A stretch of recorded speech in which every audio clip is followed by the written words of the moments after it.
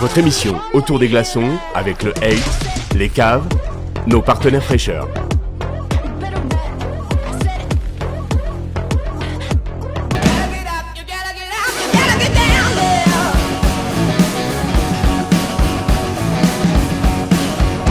Oh, c'est la numéro 6, ça y est, on est arrivé. Eh, dis donc, on est au milieu de la fin de l'été. Qu'est-ce qu'il y a?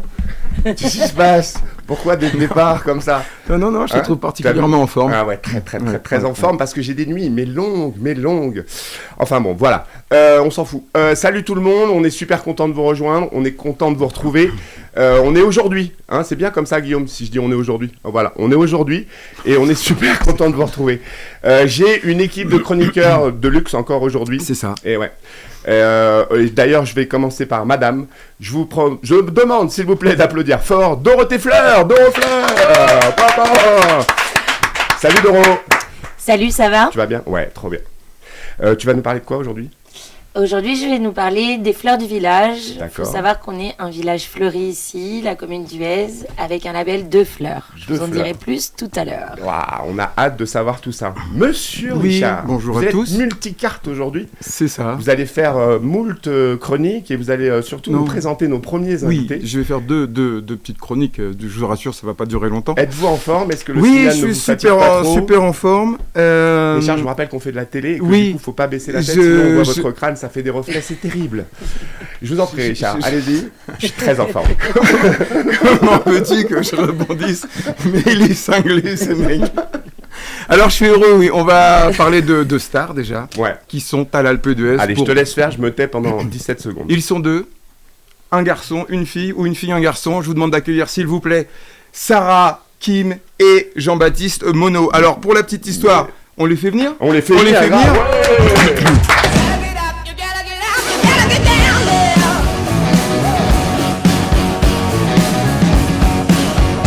Salut JB. Bonjour. Alors, deux Ça va organismes. Attends, je dis bonjour. Bonjour Sarah. Bonjour. Ça va? Ça va. Ça va. Vas-y, maintenant ça va. Oui, deux organistes de renom. Et Doro, elle a pas le droit de dire bonjour. De renom. Bonjour, ça va? Bonjour, JB. Ah, tu sais, on est dans une émission de gens polis. Oui, Je d'accord. t'en prie. Allez, vas-y maintenant. Oui, alors, Sarah, une organiste, mais je vous dis, elle a fait la cathédrale Notre-Dame. Non. L'abbaye de Westminster. Ouais, à Vienne. on a des programmes à faire en anglais. Philharmonique c'est de cool. Berlin. JB, lui, il est à l'abbatiale de Rouen. Il est premier au concours, quand même, d'organiste en quelle année? Oh là là, je ne sais plus. Bon, ben voilà, il était, Hier. voilà. Donc, un tonnerre d'applaudissements, quand même, pour Encore notre star. ouais, ah bah, ça c'est bien ça, bravo. Moi j'ai appris un truc sur JB parce que j'ai regardé un petit peu quand même comment ça se passait sur internet. Tu fais un truc trop bien parce qu'ici on aime bien rendre les choses accessibles et je crois que tu as réussi à faire quelque chose. On arrive, hein, Sarah, je suis quelqu'un de poli, mais c'est juste, ça m'intrigue ce truc. Je crois que tu as créé un orgue en fait que tu peux déplacer, c'est genre l'orgue gitan. Exactement, oui, c'est un orgue transportable en fait qui est constitué d'une quinzaine d'éléments et qu'on peut installer en 1 heure partout. En fait. C'est vrai. Donc ça veut dire qu'on peut même sortir du cadre des églises, qu'on peut se mettre dans n'importe quelle salle. Tu le fais aussi en extérieur, ça fonctionne aussi en extérieur? Exactement, oui, j'ai déjà joué plusieurs fois en extérieur. T'as des dates libres des fois Ah oui. Ouais, c'est vrai, Quand on vous en voulez. parle pour l'année prochaine, ça peut être vraiment sympa. Voilà, moi j'ai fini, j'avais juste cette question à poser. Non, grave. Monsieur Richard. Alors, moi, j'ai une question. Pourquoi les orgues sont généralement dans les églises? Mais est-ce qu'on doit lier l'organiste à la religion? J'ai le droit de donner la parole à Sarah? Bien sûr. Voilà. Vas-y Sarah, c'est quoi la question?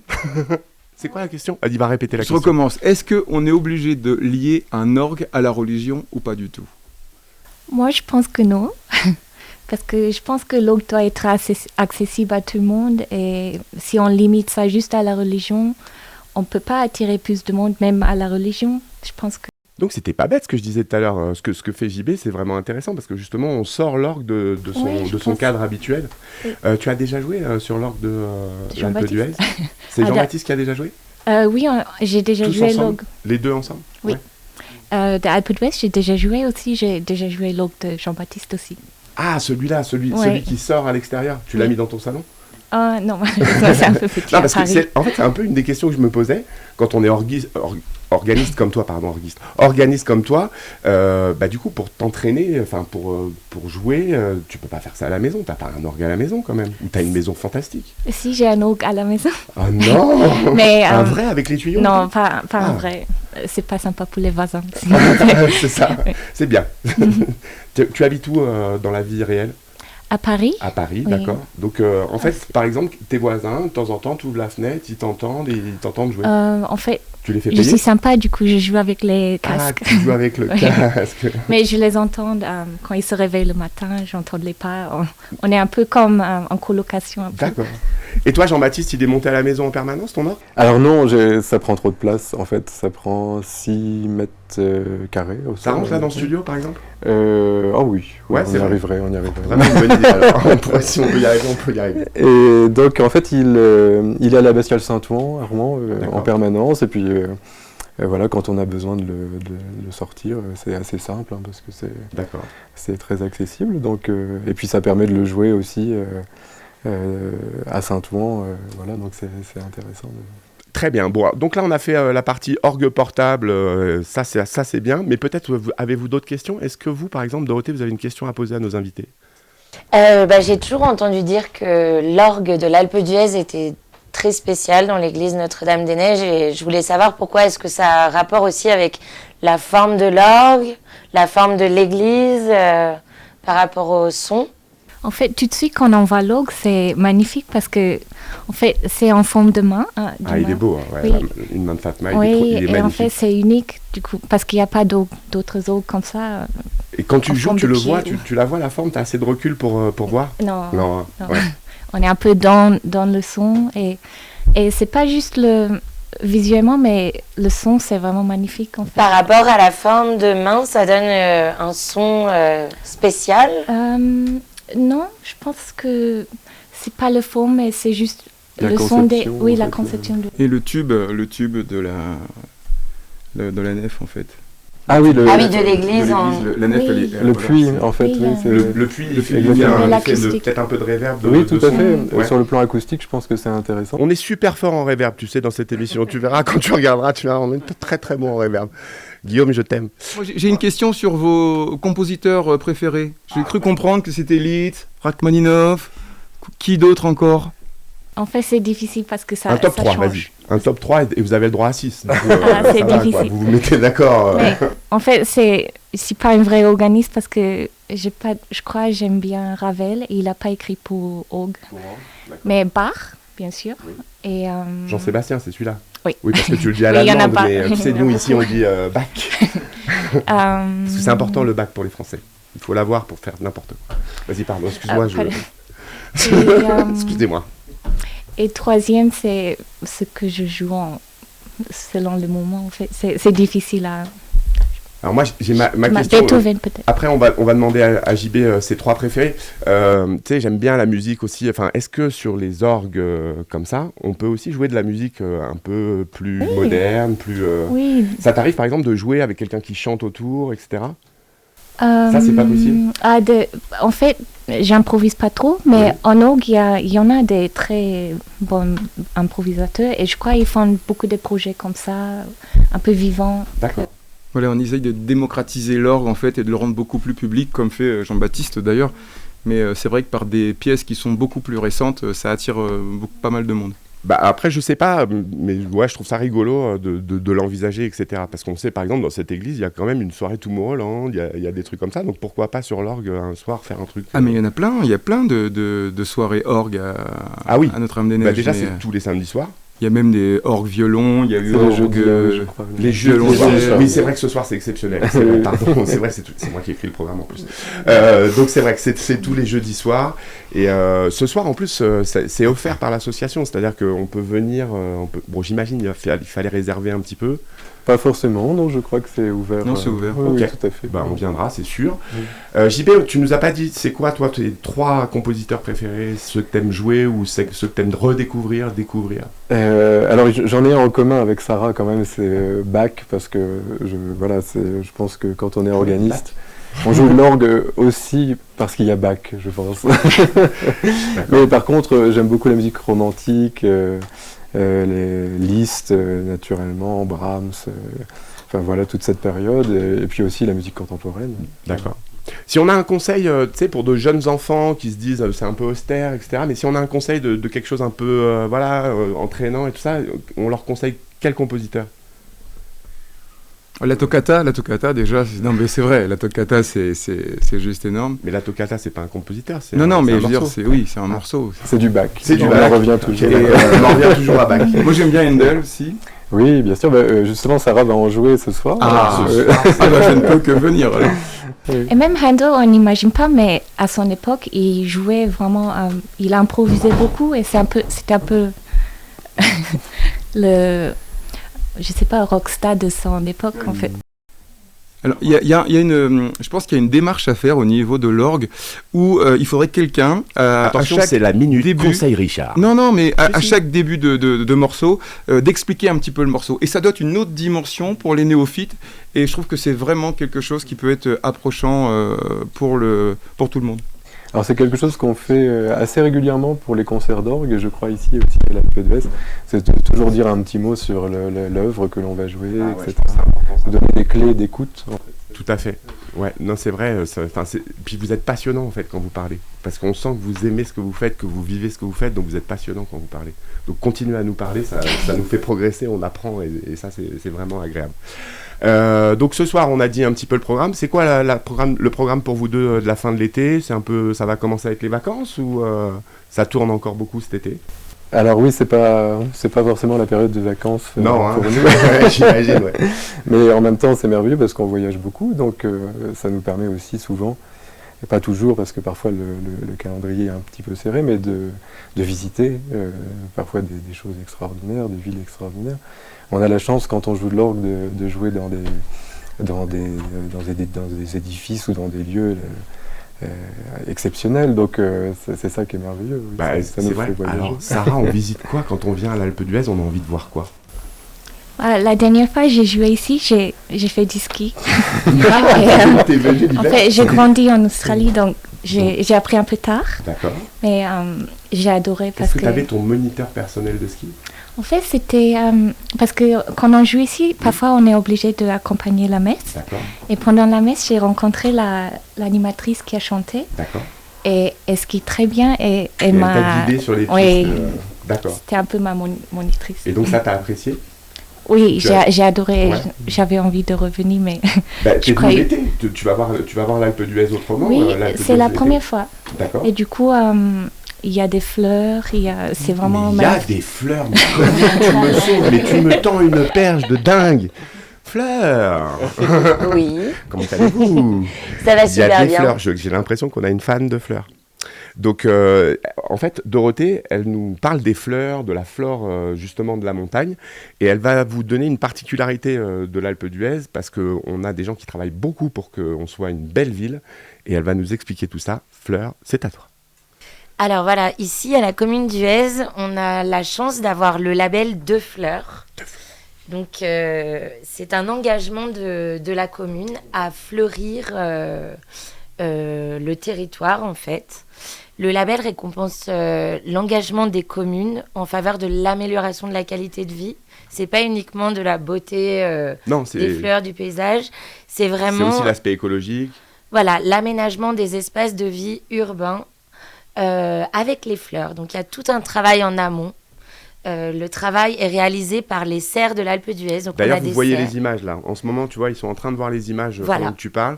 Et on voit Jimmy et tout ça, mais j'imagine que tu vas nous en parler. Voilà, donc les serres de l'Alpe d'Huez, elles sont à plus de 1500 mètres d'altitude. On a les serres les plus hautes de France.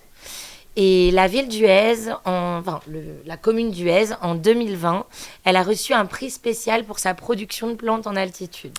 Quand vous vous promenez dans la station, quand vous vous promenez à Huez, quand vous vous promenez à l'Alpe d'Huez, il y a tout un travail de réflexion en amont. Et du coup, la commune fait appel à une paysagiste extérieure pour aider à l'aménagement. D'accord, donc ils préparent le projet. Il prépare le projet, en fait. Tout un travail sur l'harmonisation, les couleurs. Ça le fait, hein, je trouve. Donc, voilà, c'est vraiment un travail de réflexion. Et ensuite, la préparation des semis se réalise fin mars. D'accord. Ensuite, il y a tout le travail de rempotage. Tout ça, ça se fait à l'abri des serres. Juste, j'explique à Sarah et JB un truc, c'est qu'en fait, on peut pas faire monter des fleurs ici à l'Alpe d'Huez, elles tiennent pas. C'est-à-dire que si on prend dans des serres qui sont plus basses, etc., en fait, elles tiendront pas, elles supporteront pas l'altitude. Donc, on est obligé, c'est ce qu'on est en train de, c'est pour ça que ces serres sont là. On est obligé de fabriquer nous-mêmes en fait les semis dès le départ. Alors, quand je dis nous-mêmes, moi, je fais rien. Mais on a un gars qui est super fort avec toute son équipe. Et d'ailleurs, vous les voyez quand vous vous baladez le matin tôt, quand il n'y a pas encore le soleil, vous les voyez venir arroser avec leur petit camion et tout ça. Ils viennent arroser pour que tous, on se lève le matin. Et voilà, on a des belles choses comme ça, comme vous êtes en train de voir. Et on voit que même sur les réseaux sociaux, c'est toi, Dorothée, qui a fait un Reels avec Là, les c'est fleurs. devant la mairie, par exemple, donc avec les petits panneaux explicatifs. Donc, De c'est chaque toujours la plante. même équipe qui Exactement. travaille. Vous pouvez vous balader. Là, c'est en plein cœur de la station. Et on les cueille pas. Voilà. Oui, Et on les très cueille important pas. de ne pas les cueillir. Et on les cueille pas. Pardon. Et du coup, pour en revenir du coup à ce label, le label de récompense, donc c'est un jury extérieur. Il y a au moins 2000 personnes qui se baladent dans tous les villages de France chaque année pour réaliser Le palmarès, pour voilà, savoir. le pour ça- palmarès. D'accord. Et du coup, il y a vraiment un formulaire avec des critères spécifiques et c'est aussi en vue de sensibiliser la population. Il nous reste quoi alors comme progrès à faire? On est en 2. Ah, c'est mon Gabi. On est en 2, c'est un invité après qui arrive. On est en 2, on peut aller jusqu'à combien Alors, de fleurs? on peut aller jusqu'à 3 fleurs. Ouais. Au moins, il faut savoir. Enfin, en tout cas, nous, c'est notre objectif 3 fleurs. On va y arriver. Il faut savoir que le challenge de l'Alpe d'Huez, c'est que 6 mois de l'année, on est sous la neige. Eh ouais. Donc, déjà, au niveau des serres, il y a un gros travail de déneigement tout l'hiver pour préserver leur outil de travail. Donc, Jimmy nous en parle dans le Il reportage. devrait même y avoir une pondération, je pense, dans le truc pour qu'on dise ouais, non, mais Voilà. l'Alpe d'Huez, c'est beaucoup plus Donc, difficile. évidemment, le label, en fait, Villes et Villages Fleuris, il prend en compte aussi qu'on soit un village d'altitude. Et du coup, voilà, les équipes travaillent d'arrache-pied, sont bien entourées pour continuer et pour viser la 3e fleur. Donc, Est-ce que vous avez une question à fleurs à poser tous les deux, Jean-Baptiste, Sarah? Au sujet des fleurs, par exemple, vous, je sais pas, vous l'avez remarqué, ce dont elle nous parle, vous avez remarqué que dans la station, c'est fleuri, etc. Oui, mais un peu comme tout, on n'imagine pas que derrière, il y a tout ce travail. C'est ça. oui. Et ces Et on difficultés, apprécie, en mais fait, c'est vrai que... C'est une vraie difficulté. Et puis, je te dis, il faut faire l'arrosage comme on veut que ce soit accessible à tout le monde. Il faut faire Et l'arrosage du coup, régulièrement. Le choix des plantes par rapport, en fait, c'est par rapport au respect de l'environnement aussi. Il y a toute une réflexion sur le choix des plantes pour que les plantes ne consomment pas trop d'eau non plus, parce qu'il faut savoir que voilà, Bah, on on a eu un super mois de juillet, il y a peu d'eau. voilà. C'est pour ça qu'il n'y a pas de bananier en fait. Non oui, C'est bien, C'est- Richard. c'est ça, travail ça avec qu'il y le a pas de respect de bananier. l'environnement. Ouais. Bon, bah c'est bien, tu nous as appris plein de trucs, ou on a réappris plein de trucs pour vous qui habitez ici. Par contre, bah voilà, vous qui vous baladez, qui êtes en vacances, n'hésitez pas, faites des photos, postez-les sur les réseaux sociaux, taguez Alpe d'Huez, que tout le monde voit qu'à l'Alpe d'Huez, c'est joli, c'est fleuri, c'est sympathique, c'est accueillant. Est-ce que j'en fais un peu trop, ou est-ce que vraiment c'est ce que tu ressens dans l'Alpe d'Huez quand tu arrives ici? Est-ce que tu ressens cette espèce d'apaisement qu'on ressent tous? Trop, mais en règle générale. J'en fais trop en règle générale. Non, ça donne envie de rester, en fait, comme C'est vous. vrai. Oui. Bah, en fait, on est à peu près tous comme ça. Toi, t'es né ici, Dorothée? Non, ou... non, moi toi je aussi, suis tu fais partie de pièce ces gens. rapportée aussi, Toi aussi. mais bon, je considère l'Alpe d'Huez comme ma maison quand même. D'accord. Bah, on est un peu tous comme ça. Hein. C'est-à-dire qu'on vient une fois, on tombe amoureux. Bon, bah, tu sais où passer tes 15 prochaines années. Oui. Bon, bah, on est super content de vous avoir reçus. On espère que vous avez passé un bon moment. Est-ce que vous avez quelque chose à dire aux gens? Est-ce qu'il y a un message à faire passer? Est-ce que vous donnez des rendez-vous? Loin, pas loin? Vous inquiétez pas, on a des voyageurs ici. Hein. Ouais, j'aimerais bien dire un petit mot simplement pour remercier tout le travail que fait l'association autour de l'orgue pour faire rayonner cet instrument qui est exceptionnel. On en a parlé tout à l'heure pour son esthétique. En effet, un orgue en forme de main, comme ça, c'était quelque chose d'extrêmement audacieux, mais aussi la conception. Et c'est un grand organiste français qui a conçu l'orgue, Jean Guillou. Et ce soir, on va aussi lui rendre hommage, ainsi qu'à l'architecte de l'église, pour cette création. Donc ça sera aussi un moment particulier puisque Sarah et moi avons travaillé avec Jean Guillot. Et donc, depuis sa disparition il y a quelques années, c'est aussi un moyen de repenser à lui et de lui rendre hommage. C'est ça, et de porter tout ce qu'il a porté pendant toute sa vie, et de le porter encore et encore et encore, et de le transmettre, puisque grâce à justement à ton orgue transportable, j'imagine que ça rend accessible pour les plus jeunes la possibilité de le faire. Bien sûr. Moi, j'ai quand même une dernière question. J'ai le droit, Guigui ? Ah, merci. J'ai une dernière question. Sarah, je me tourne vers toi, mais c'est valable pour vous deux. Alors, il se trouve que dans ma partie familiale, j'ai une enfant qui joue pas mal du piano, tout ça. Quand elle l'a vu, elle a voulu l'essayer, tu vois. Elle a dit, j'ai super envie d'essayer. Elle a cassé une touche. Non, elle a rien cassé. Si je te préviens, c'est pour ce soir. Elle a cassé 2 touches. Non, c'est pas vrai. Il manque une pédale. Et du coup, très, très gentiment, on lui a laissé essayer tout ça. Franchement, je crois qu'elle est douée, tu sais, dans sa vie et tout ça. Non, mais c'est ma fille. Mais quand on a vu le nombre de choses à faire, c'est-à-dire que c'est même bien pire. Je vais faire un comparatif, tu vas peut-être pas aimer, mais c'est comme ça. C'est bien pire qu'un batteur. Un batteur, il a juste ses 2 pieds, ses 2 mains. Mais toi, c'est les 2 pieds, les 2 mains, tous les doigts, etc. Enfin, c'est-à-dire que, sans être dans le cliché, mais t'as combien de possibilités, t'as combien de touches possibles? Combien as-tu de doigts? Combien de touches possibles? Combien de tirettes possibles? Est-ce que tu as un chiffre pour que les gens se représentent ce que c'est en fait de gérer un tel engin? C'est vrai que quand on voit un orgue, ça peut faire un peu peur parce qu'il y a des boutons partout et des claviers. Mais pour moi, je trouve que l'orgue est plus facile que le piano parce qu'il y a moins de notes à jouer. Parce qu'il joue tout seul? Non, parce qu'on joue avec les pieds. Ah oui. Et on n'a pas beaucoup des notes à sauter. Et je pense que c'est un bon instrument pour c'est un super instrument. Ouais. Mais c'est aussi une grande machine. C'est ça qu'on dit, c'est tout un mécanisme très complexe, etc. Et parfois, il y a plusieurs milliers de tuyaux à l'intérieur. Hein, donc et donc, pour actionner tout ça, il y a des mécanismes incroyables. Ouais. Moi, j'ai une dernière question. Allez, vas-y. Ton orgue, il doit être sonorisé quand tu es en extérieur ou tu arrives à être autonome? Alors, ça dépend. Si c'est dans un lieu qui sonne, par exemple sur une place, ou s'il y a des murs, en fait, il est entouré exactement. Là, il n'y a aucun problème, puisque le son rencontre un obstacle, donc ça sonne. Si par contre on est complètement, par exemple si on se mettait dehors, là les premiers murs sont tellement loin, il y a la montagne.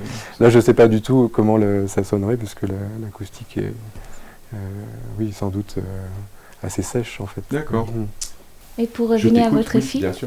Je pense que si elle touche les pédales déjà, je pense que les enfants ils apprennent très vite. Je suis un vieux monsieur, elle touche les pédales. Et je pense que vous pouvez la commencer à l'orgue. C'était le commentaire de Sarah, monitrice d'auto-école. En fait, c'est quoi? On se donne un rendez-vous et quand elle sera là, je te la présente. Il y a des stages. En plus, il y a des stages, ouais, c'est ça qu'il faut dire aussi. L'association ne se contente pas de préparer, de faire de chouettes concerts chaque semaine. Il n'y a pas que ça. Il y a aussi le côté, j'imagine, qui suivent un peu l'état de l'orgue. J'imagine qu'il y a une révision permanente à faire. Et puis, comme tu le dis, ils essayent aussi d'attirer les jeunes pour venir jouer et prendre des cours. Sarah, JB, qu'est-ce qui fait quand on est jeune comme vous, dynamique, plein de vie, que plutôt que choisir, je sais pas, la batterie, le piano, le synthé, pourquoi pas la guitare aussi, ça ramasse la guitare, pourquoi on choisit l'orgue? C'est l'orgue qui nous choisit. C'est l'orgue qui nous choisit. C'est pas beau ça comme conclusion. Et pour toi, Sarah? C'est dur, après ça c'est chaud. On ne se pose pas la question. Ouais. Quand on commence quand on est jeune et on est attiré par des choses qu'on ne peut pas expliquer. Et on avait plus de facilité avec l'orgue que par exemple le piano. Du coup, on a un peu suivi ce chemin. Ouais, puis vous jouez en quelle fréquence sur l'orgue? C'était la partie technique. Alors ça dépend, en fait tous les orgues sont à des diapasons plus ou moins naturellement différents, ça dépend de la température. En fait l'orgue va évoluer comme tous les instruments avant avec la température. Donc s'il fait plus chaud, eh bien il va monter. D'accord. Donc souvent on est aux alentours de 440 pour par exemple l'orgue de l'Alpe d'Huez, mais ça peut être 436 l'hiver, 445 l'été. Enfin, d'accord. Voilà, selon la température. Voilà, Ok. Je connaissais pas l'idée de cette question, mais elle est bien. Merci. Venez avec vos détecteurs de je ne sais pas, mais venez, en tout cas venez au concert d'orgue, que ce soit donc celui de samedi bien sûr et celui de tous les jeudis venez parce que c'est vraiment un chouette moment à passer. Pour ma part, j'y ai été 2 fois et franchement, à chaque fois, j'ai passé un super moment. Je me cache là derrière. Je trouve que derrière, il y a encore plus de son. Ça t'enrobe et tout. Et j'adore ça. Bon, on s'en fout, mais j'adore ça. Voilà. On les a reçus, on est super contents, Sarah, Merci. JB, et on vous fait des gros bisous et on vous dit au revoir. Merci. Ciao. Merci. C'était trop bien hein, de les recevoir tous les deux. Exceptionnel. C'était doux. Mais c'est c'était vraiment les hyper agréable. rockstars de l'orgue. Mais Je sais carrément. pas si les gens se rendent compte. Et tu On sais a de la quoi chance. Après les organistes, nous allons recevoir des gens qui sont bons pour nos organismes. Puisque Oula. lorsqu'on a quelque chose, une petite... Ouais, j'avais pas vraiment Les le... transitions, Ouais, là. j'avais une transition à 2 balles, mais celle-là, elle est pas mal. Ouais, ouais, ouais. Parce que quand on a une petite douleur, ou alors plus qu'une petite Je savais douleur... pas que t'avais fait tes classes Bon, avec ok, Patrick on s'en fout, Sébastien. on les accueille s'il vous plaît. Ce sont nos pompiers de l'Alpe d'Huez, Thierry et Amandine, sur le générique.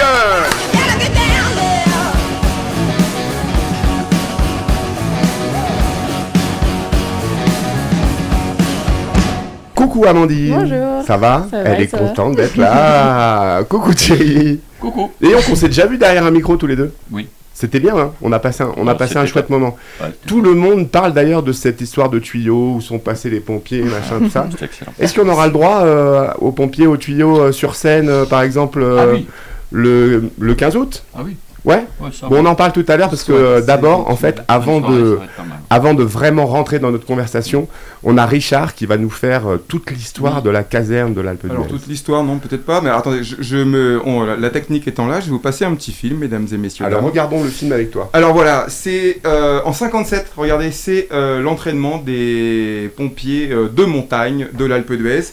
Alors faut savoir que la caserne a été créée en 1954 par Georges Rajon, premier du nom. Et Qui a sa il y a place. aussi forcément un nom à ne pas oublier, c'est Fernand Sarret qui a été très très longtemps chef du corps des sapeurs-pompiers de l'Alpe d'Huez. Et je voulais faire un petit focus, alors là vous l'avez à l'image, c'est sur Tu fais un bien le appareil focus. à chenillettes excusez-moi. qui s'appelle un Wenzel. Alors il faut savoir que ces appareils à chenillettes datent de la guerre 45. Ils ont été vendus par les Allemands et donc c'était magique forcément pour l'Alpe d'Huez. Puis comme il y avait de la neige, il y avait donc ces appareils de. Je veux pas dire, mais il y a Jacques qui est pas d'accord avec toi, il en reparlera tout à l'heure. Non, regardez, on le voit là, tac, avec. Alors il était équipé. Tu auras ton droit de transportait répondre, des gens. Jacques.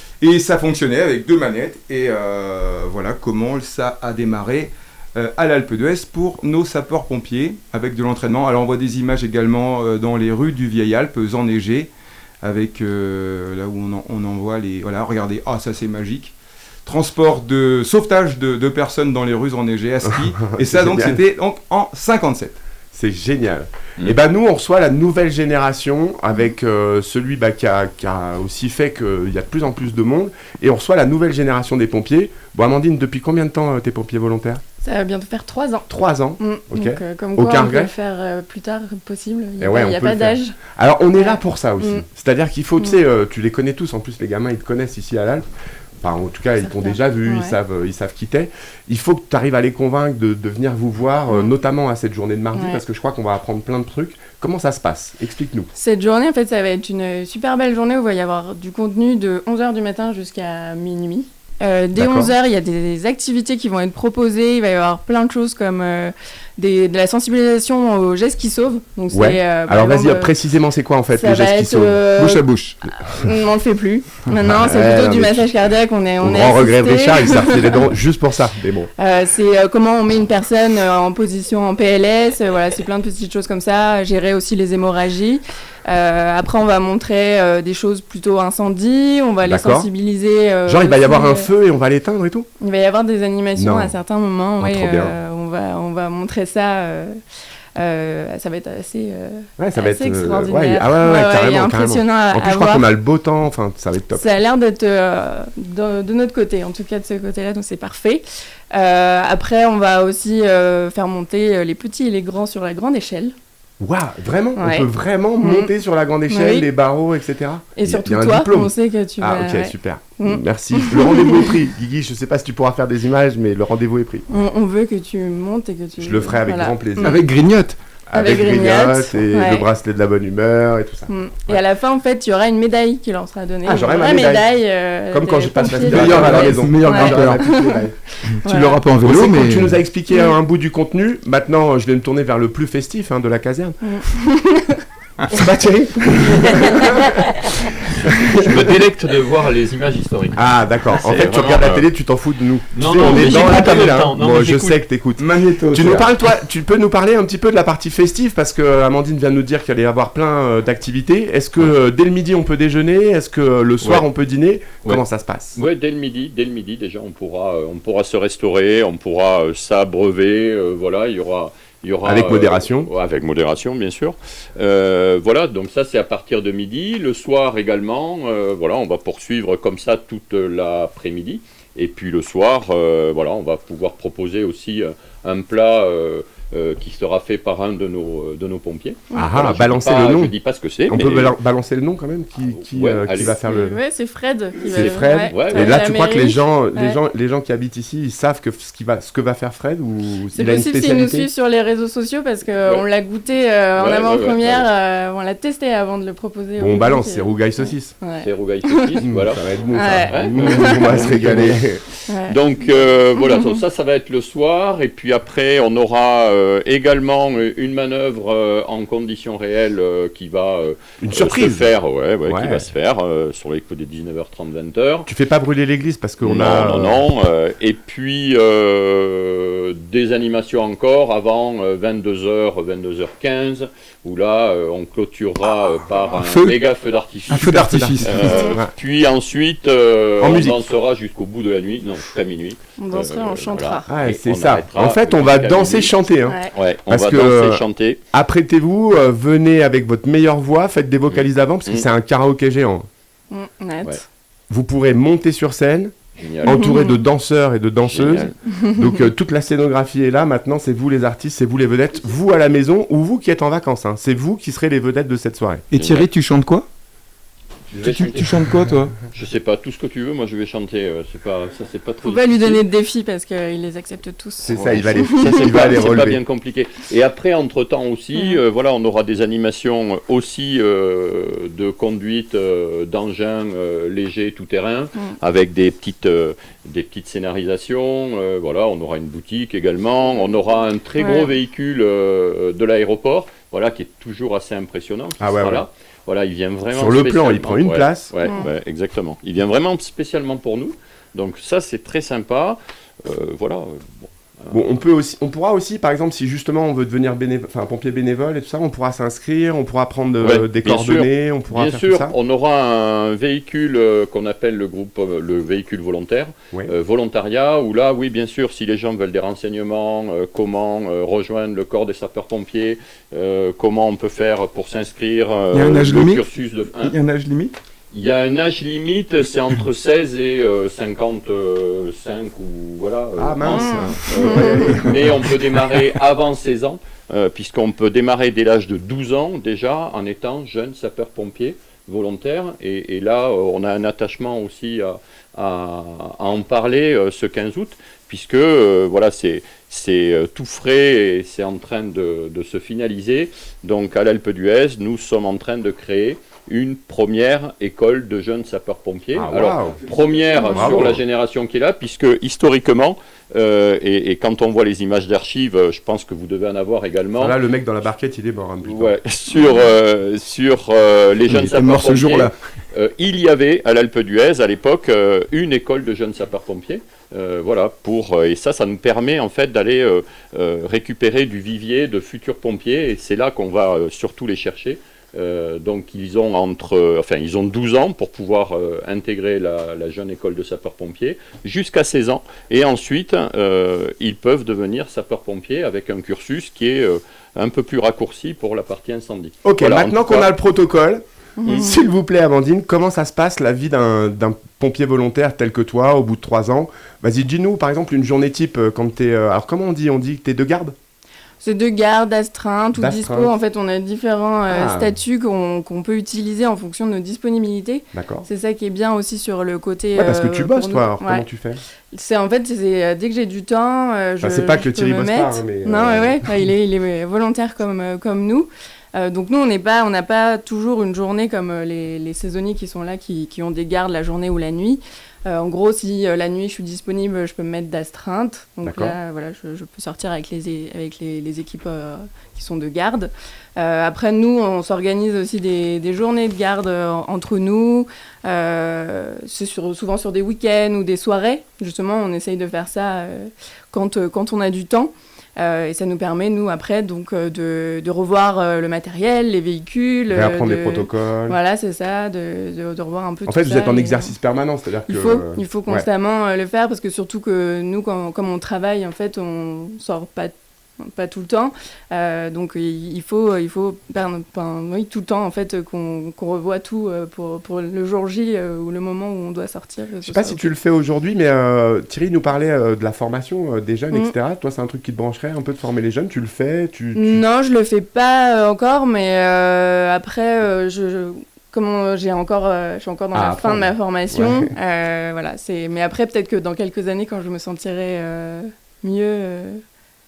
Moi, je sais que dans la vie, Mm. t'es une warrior, t'as peur de rien. T'as eu des peurs déjà un petit peu sur des inters ou... Là, comme ça... Non. Les émotions Non, de la ça première va. sortie, par exemple. Ah ouais, ouais. on sait pas toujours comment se placer et autres, sur quoi on arrive, mais après, en général, Mais après, ça on se est passe bien toujours. formé, donc on se sent légitime. On tout de est bien suite, formé sait qu'on et est on là. n'est pas seul. En fait, c'est ça qui est bien, c'est qu'on est une vraie équipe. à chaque On fois. est une équipe, Ouais, bien donc sûr. en fait, on sait voilà, le groupe va faire que ça va bien se passer. Et Tu que, conduis les camions de pompiers? Certains. Moi, je suis passionné par votre volontariat, passionné par cette activité. Et toi, Fleurette, est-ce que t'as une âme de pompière?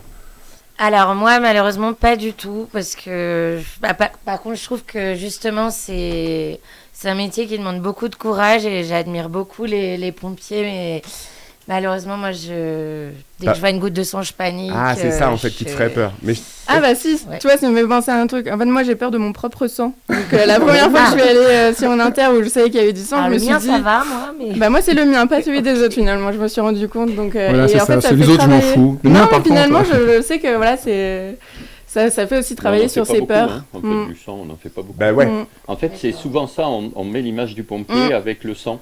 le Et- feu aussi un peu. Et ouais. Et le feu. Ah, au départ, oui. Le sang et le feu, ça c'est une chanson de Johnny. Eh bien, on n'a pas plus que ça de sang et on n'a pas plus que ça de feu, mais on est beaucoup en fait présent sur voilà, du malaise, de la traumato, voilà, sur du feu, mais aussi d'inondation, mais aussi porter secours à un animal, mais aussi Bien sûr. voilà, porter secours à des personnes qui sont prises en panique. On a beaucoup aussi, alors un peu moins peut-être à l'Alpe d'Huez, mais si on raisonne sur le territoire en général, les pompiers, c'est aussi beaucoup de l'assistance à personne, mais ça peut être de l'assistance orale, ça peut être voilà, de l'accompagnement. Oui, c'est du ça temps peut donné être aux gens. Beaucoup. Voilà, on a, voilà, moi j'ai des anecdotes comme ça où on avait, alors c'était pas sur l'Alpe d'Huez, mais en Haute-Savoie, on avait une personne âgée, voilà, Michel, il était extraordinaire pour ça, mais il nous réveillait toutes les nuits à 2h du matin pour nous raconter la guerre de 14-18 et de 39-45. Et en fait, il avait une téléalarme, il appuyait sur la téléalarme, et nous, on y allait à 2h30 du matin, sur les coteaux, et on refaisait le monde pendant 1 heure. Mais on lui avait rendu service. Ouais, c'est on lui aussi avait ça. permis peut-être de ne pas faire autre chose. Donc, Peut-être un peu voilà. moins sur l'Alpe ou aussi Un peu de temps en moins, temps. mais Un peu moins, ça nous mais arrive ça arrive parfois. quand même, ouais. Voilà, ça nous arrive. hein. Voilà, c'est vrai. Et les gens qui sont un peu festifs aussi. Et puis, oui, Voilà, oui, beaucoup. Des gens festifs à l'Alpe d'Huez. Ouais. Oui. Genre par exemple Tomorrowland, ça doit être sympa à faire. Tomorrowland, ça se passe super Ça se bien. passe super bien. Ouais, c'est... Non, c'est plutôt au fur et à mesure de la saison. Moi, j'ai une question parce Vas-y, que Rich. j'ai été déçu par les pompiers. Ah. Oui. J'ai eu un nid de guêpes, Ah. de frelons. On Ouais. appelle les pompiers. Et ils m'ont Alors, dit, moi j'appelle Richard, mais non, ils m'ont dit, débrouillez-vous. Ouais, alors ils l'ont pas dit tout à fait comme Si, ça. un petit peu. J'étais, Mais franchement, ils c'était ont pas dit bien. que ça fait plus partie de Exactement. nos missions. Ouais. C'est vrai qu'aujourd'hui, on a plus recours à Un professionnel. un professionnel, parce que derrière, il y a évidemment le respect de l'insecte ou de l'animal, et donc on va plus avoir recours à un spécialiste. Bien ouais, comme une...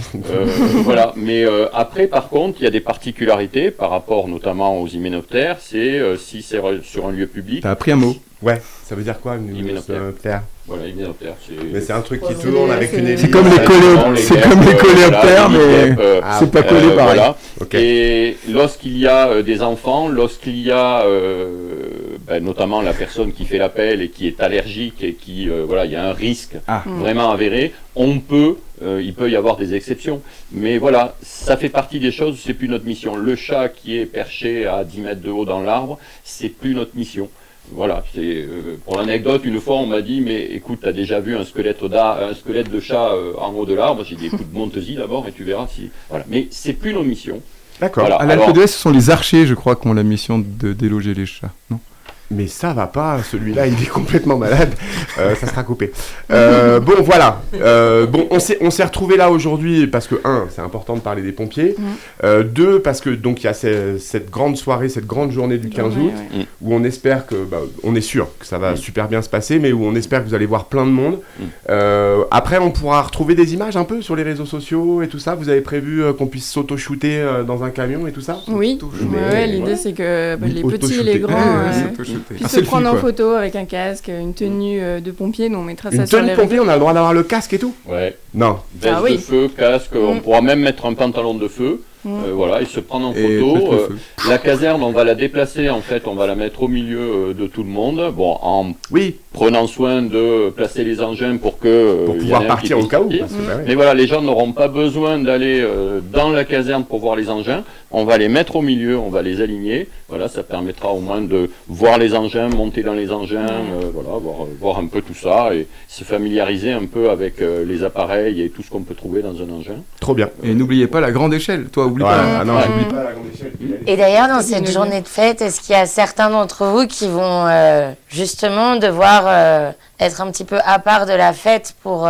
mais surtout, en fait, il y aura parmi tous ces gens des pompiers qui seront identifiés d'ailleurs avec un t-shirt et on ne sera pas en tenue pompier, c'est-à-dire que nous, on va servir, on va participer à tout ça et faire vivre cette journée. Et puis, il y aura les pompiers de garde la journée, donc eux, ils seront un peu en marge, ça veut dire que c'est eux qui vont prendre le départ. Quand ça partira, et pareil, puisqu'on a 2 équipes de garde, une la journée, une la nuit, 7h, 19h, et ensuite ils vont être relevés à 19h jusqu'à 7h le lendemain matin. Ils seront également, ce qu'on dit chez nous, sur l'opérationnel. Donc c'est des personnes qui forcément vont avoir une ligne de conduite qui sera un peu plus stricte. Donc la fête, l'éducation, et on fait toujours attention à vous. Ça, c'est le thème de cette soirée du 15 août. Ils sont sur tous les terrains. Bon, Amandine, c'était pas trop douloureux, c'est fini? Non, ça va? Oui, tu reviendras? C'est quelque chose qui nous tient à cœur de parler de cette journée parce que... Tu reviendras? Oui, je reviendrai s'il faut. Mais oui, ça fait des années qu'il n'y a pas eu ça à l'Alpe d'Huez, apparemment aux alentours de 1995. Donc il fallait il faut que ça soit relancé comme notre caserne aussi revit. C'est important de le dire et de le faire savoir. Ok, écoutez, on a reçu les pompiers de l'Alpe d'Huez, on est super content de les avoir reçus. Merci messieurs, dames.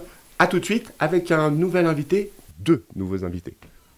Grande émission, beaucoup d'invités. On a 4 invités parce qu'on a encore un invité après ceux qui arrivent juste là. Alors, les invités qui arrivent juste là, je vous cache pas que c'est ma cam, c'est mes chouchous, c'est les vacanciers idéaux. Et alors là, on n'a pas n'importe quel vacancier idéaux parce qu'en plus, ils débarquent du bus direct. C'est-à-dire qu'ils sont arrivés, ils ont pris le train. J'espère que je dis pas une bêtise. Peut-être ils ont pris direct le bus et ils sont arrivés tout à l'heure, là, juste il y a à peine 10 minutes, en bus. Et exactement, de chez eux. Et ils viennent passer le week-end du 15 août chez nous à l'Alpe d'Huez. C'est des grands sportifs. Il y en a un, vous le connaissez peut-être. Il y en a un, vous le connaissez peut-être. Vous l'avez peut-être déjà vu à la télévision. Mais vous savez, la télévision française, avec France Télévisions, par exemple, ou bien M6. Puisque c'est le finaliste. Alors, je dis finaliste parce que, il a perdu. Je sais que dans cette émission, d'habitude, on prend vraiment que des winners. Mais il a perdu ce jour-là. Mais non, t'es là. C'est vrai. Tu parlais de moi, en fait, non ? Le finaliste de Pékin Express 2018. On l'a vu aussi sur plein de jeux très intelligents du genre slam et plein de jeux sur le quiz des champions, etc. Et il est avec nous, il est venu avec sa chérie, parce que quand il se déplace en vacances, il vient avec sa chérie. C'est Mélissandre et Gabriel qu'on applaudit fort.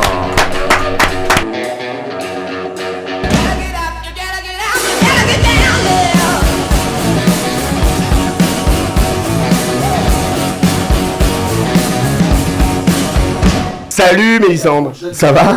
Mélissandre, j'ai bien dit, hein? Très bien. J'ai un peu ripé parce qu'en fait je me suis fait tacler dès le départ, j'ai dit un Z et c'est un S. Je vais t'appeler Mel, ça sera plus simple pour moi. Parfait, ça me va. Ça va? Très bien. Le voyage s'est bien passé? Oui, un peu long, mais ça va. Vas-y, vous arrivez d'où? Ben, on arrive de Paris. Ouais. Alors par contre, on est arrivé hier. Ah ok, Grenoble. tu me pètes mon truc. On Mais est t'as raison, arrivé faut être hier. honnête avec les gens. Vous êtes arrivé hier On est finalement. arrivé hier soir à Grenoble. Ah, Et Grenoble. on est reparti ce matin de Grenoble pour venir ici. Donc j'ai pas dit complètement des mensonges. À moitié, mais ça va. D'accord. Grenoble, c'était un arrêt pour visiter quelque chose pour, Non, c'est qu'on arrivait assez tard, donc... Il y avait plus de bus. Ben, je pense qu'il y avait plus de bus. D'accord, ok. Tu as dormi donc dans Comme la c'est moi gare. qui organise, il n'y avait plus de Et bus. comme c'est toi qui organise. Alors, non, parce que tu dis ça, mais bon, déjà, je suis trop content de t'avoir là. Mais moi aussi, Vraiment, ça me carrément. fait super plaisir. Ça me fait plaisir Quand aussi. tu m'as dit je viens à l'Alpe d'Huez, je me suis dit, ah non. Depuis mais le temps que tu m'en parles. Mais ouais, c'est vrai, c'est vrai, c'est vrai. Nous, on s'est connus dans ma vie d'avant, quand on s'est connus à la télé, hein, on va En prison dire. Enfin, Ben non, dans ma vie d'avant, Celle d'avant. où je faisais le chauffeur de salle, j'aimais bien faire des quiz et tout ça, et t'étais super fort déjà aux quiz musicaux, je me souviens, et t'étais vraiment un chouette candidat comme on appelle, enfin voilà, on appelle ça un bon client dans le milieu de la télé, et t'as toujours été un bon client, t'es toujours de bonne humeur, t'es toujours joyeux. Comment tu fais? Comment je fais? Non, faut prendre la vie du bon côté, quoi. C'est vrai. Ouais, il y a le bracelet de la bonne humeur. Je vais lui donner tout de suite. Moi, j'ai jamais eu, donc c'est pas bon. Je vais vous donner aussi des bracelets de la bonne humeur, j'en ai plein partout. Non, mais voilà, autant prendre les choses du bon côté, quoi. Ben c'est vrai. Alors qu'est-ce qui te fait décider en 2018 de tenter l'aventure Pékin Express? On le voit là en ce moment sur les images. L'envie de vivre une aventure folle, de me dépasser, de sortir de ma zone de confort et de voir si est-ce que vraiment l'aventure c'est pour moi après m'être imaginé toute mon enfance, quoi. Et c'est devenu un sacerdoce parce que moi je te suis pas mal sur les réseaux, Gabriel Pékin Express, hein, tout simplement, je te suis pas mal sur les réseaux et tu t'es pas arrêté là, c'est-à-dire que même dans ta vie perso, tu prends ton vélo, tu fais des milliers de kilomètres. Ouais, Vas-y, c'est ça, explique-nous. je suis parti à Istanbul depuis Paris à l'été 2020, un mois, un peu plus de 3000 km. Du coup, comme c'était vraiment super, j'ai embarqué un pote avec moi à l'automne dernier et on est allé de Paris à Doha au Qatar pour aller assister à la Coupe du Monde, mais donc à vélo, dingue. pendant 3 mois, 7000 De et dingue. quelques kilomètres. Suivez Gabriel, c'est suivre Donc une c'était, aventure. c'était génial. Attends, tu me dis avec un pote, Mel, qu'est-ce qui se passe? C'est fini. Mel, qu'est-ce qui se passe? Il aurait fallu plusieurs années, je pense. C'est-à-dire par rapport à ta préparation physique générale? Oui, par rapport au vélo tout court, je Au pense vélo tout que- court.